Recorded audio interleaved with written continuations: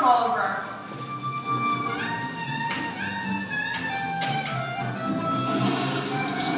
And from our kitchens.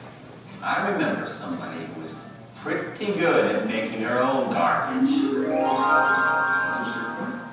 No! Want some strip corn? Yeah, some kids sure don't like to eat their vegetables. A lot of our garbage is organic, which means it decays or decomposes. It simply rots. We can put that stuff to good use as compost. Oh, yeah. And organic material comes from some other places, too.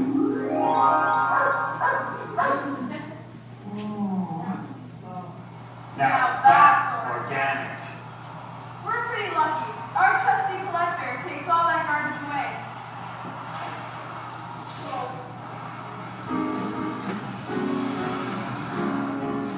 It comes here to this really big building called the IPTF, the Integrated Processing and Transfer Facility.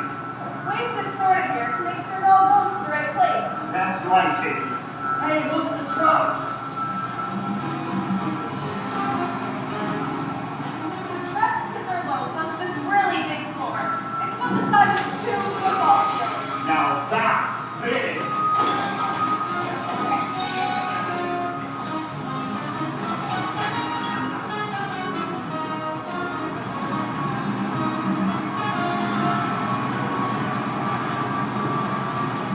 That big machine behind me is called the grapher. It's like a big hand grabbing from those bags of garbage. It picks them up and places them on 2 conveyor belts over there. That's right. The garbage then travels underneath this wall. And travels uphill on 2 conveyor belts into a large sorting room.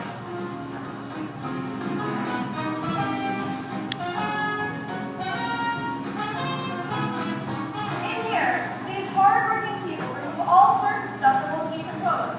Stuff like that electrical cord. That's right. Items like tires, a basketball, a propane tank, VHS tape, and a carpet won't decompose. Therefore, they are removed. That propane tank should have been taken to the eco station where it can be disposed of safely. Yeah, it's really important to recover as much material as we can. This big machine here is called a trommel screen. Material from the sorting room is sent through this machine. It allows grass, weeds, and other organic stuff to be sorted out for composting. The trommel screen is a big part of the sorting process. It's like a big round drum with holes in it. The holes are roughly the size of a softball. Smaller stuff breaks apart and passes through the holes, while larger stuff is usually inorganic and exits at the far end of the trommel screen for further processing. Yeah, that stuff is not sent to the composter. The trommel screens work really great, but the journey is only about halfway there. After more screening, these 3 conveyor belts move all the material uphill in this really big tunnel. That's right, to the Edmonton Compost Facility. All that screen material is being delivered to these piles in the compost building. The organic garbage material is mixed with biosolids in those big blue mixing machines.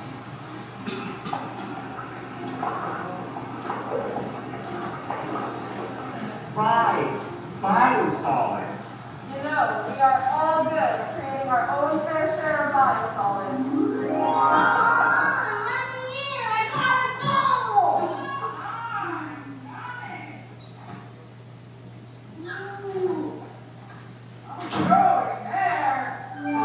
Everyone goes to the bathroom. Yes, that's true.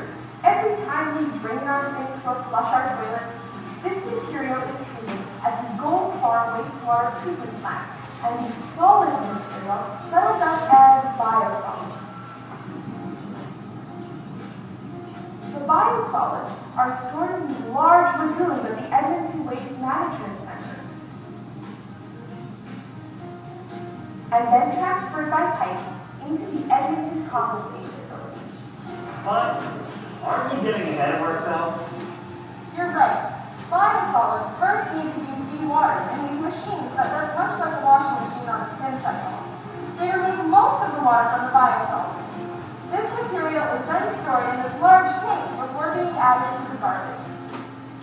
Wow, that's a really big tank. From that really big tank, the biosolids are added to the garbage from that large tank. Sometimes this can get juicy. Yummy!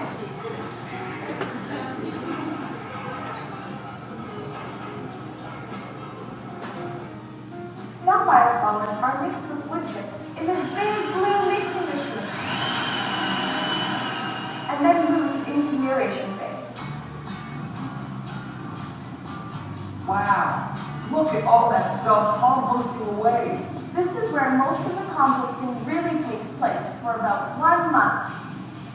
Wow, it's hot in here. The air feels so heavy. No kidding. While the garbage decomposes, it can reach temperatures of 55 degrees Celsius, and lots of moisture is released from the material at the same time. This hot and humid environment destroys harmful bacteria in the compost. Look at that big machine drilling into the compost. By drilling into the material, it's fluffed up, allowing air to get at it. Air and water are needed to help the microorganisms live and to help break down the garbage into compost. So after 1 month, do we have compost? Not quite. The material from the aeration hall still needs to be screened 1 more time to remove smaller unwanted materials.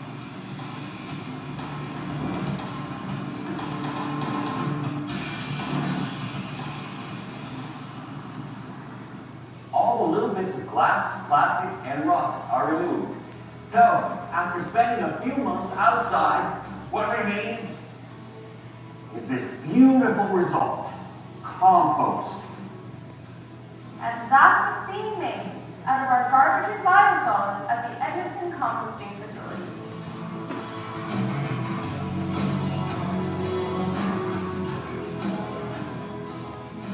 Hey, what you doing, Caitlin? Oh, hey there.